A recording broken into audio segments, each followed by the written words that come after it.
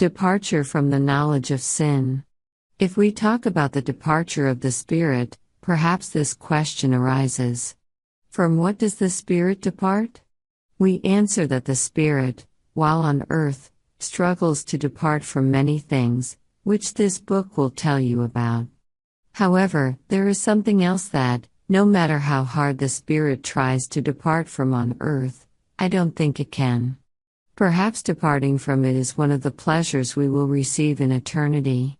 What is this? It is departure from the knowledge of sin. When God created the first human being, He created him simple and pure, knowing no sin at all, nor the details of sins, nor their names. He was like this before he ate from the tree of the knowledge of good and evil. He was as innocent as a child, perhaps even more so. Therefore, when Eve was tempted by the serpent, she did not know. The serpent lied to her and said, "You will not surely die." He said, "You will be like God." Genesis 3:5. Eve did not know that there was such a thing as lying. She did not doubt the serpent's truthfulness, because she knew nothing of doubt. Adam and Eve knew only good. They knew nothing of evil. But when they ate from the tree, knowledge of it entered them. A new knowledge entered man, the knowledge of sin. Indeed, many other knowledges clouded the purity of his initial natural nature. The wise man's saying applies to this: he who increases knowledge increases sorrow, Ecclesiastes 1:18. Perhaps the first thing Adam knew was that he was a man and Eve a woman. Knowledge of gender began to enter his mind, then his feelings. He realized that this was something to be ashamed of, so he began to cover himself. Then he experienced fear, so he began to hide behind trees. Over time, man began to recognize many sins. This knowledge became ingrained in his mind, sometimes provoking spiritual warfare within him. Even if he did not commit these sins, he might find himself condemning others for them. Man began to live in a duality between good and evil, between lawful and unlawful. So when will he be freed from this duality? When will his mind return to its purity? When will the knowledge of evil be removed from his mind, whether it came to him through reason, experience, or practice?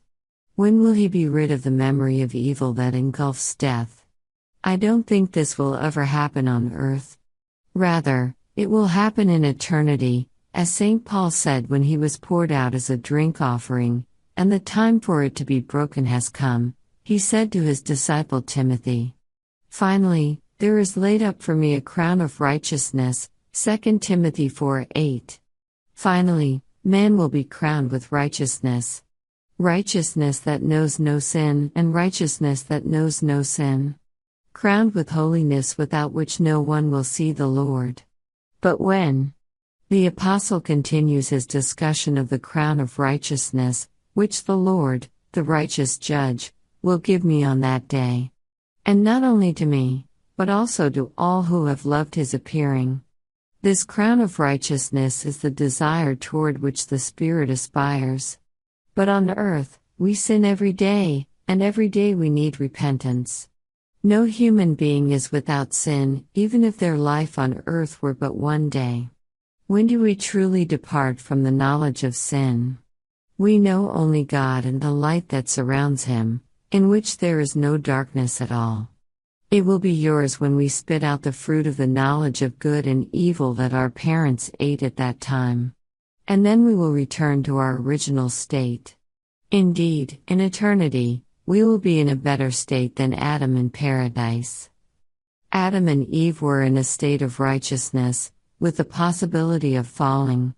But in eternity, we will be crowned with righteousness, a righteousness in which there is no possibility of falling. If we are to be in a better state than the first human being before the fall, then at least we will resemble him in innocence, purity, simplicity, and a lack of knowledge of sin. We will forget sin in all its forms, all its details, and all its memories. Only the positivity of spiritual life will remain in our minds, in the love of God, contemplating His beautiful attributes, and reflecting on heavenly things, and on what no eye has seen, no ear has heard, and no human mind has conceived. With this, the soul will have reached the pinnacle of its freedom. But here on earth, the ultimate goal of the soul is freedom from the control of sin, matter, and the flesh, so that it may live freely, set free from the bondage of corruption into the glorious liberty of the children of God. Romans 8:21. Have you felt that your soul has reached this freedom? Is freedom the freedom of the soul? It's freedom from every restriction that hinders its access to God? And how? Here, I leave you with these reflections, most of which I wrote in the early 1950s, before I entered monasticism.